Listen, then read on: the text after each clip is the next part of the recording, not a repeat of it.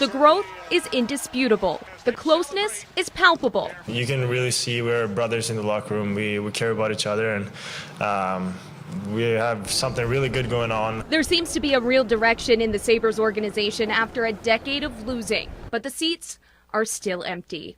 Attendance, it's at an all-time low for the organization. For longtime fans that have always been coming to games that have turned their back on this team, what would you say to them? I'm from here. I have maybe a unique perspective that that maybe others before me didn't have, just by nature of growing up in this town. I mean, I sat up in the oranges with my dad. I cried after games when I was 8 years old if they lost. So I understand how important this team and organization is into the fabric of this community. Landing the job in June of 2020, Kevyn Adams inherited a boatload of problems to take on as a rookie general manager. A losing team, a pandemic, an 18-game winless streak, and a head coaching change. On St. Patrick's Day last year, Ralph Krueger was fired and assistant coach Don Granato took over in the interim. By the end of that June, the job was Granato's. Adams selecting a culture over NHL coaching tenure.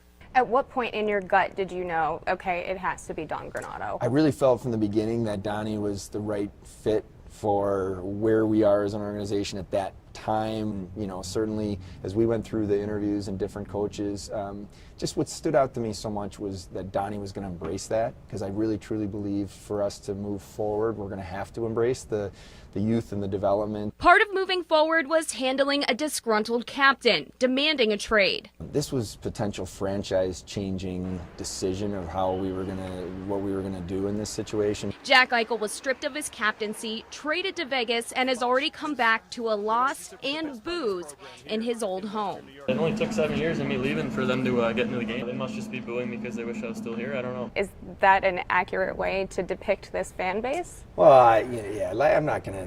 For me, look, I have no issue when it comes to the way our fans, they're unbelievable, how much they care about this team.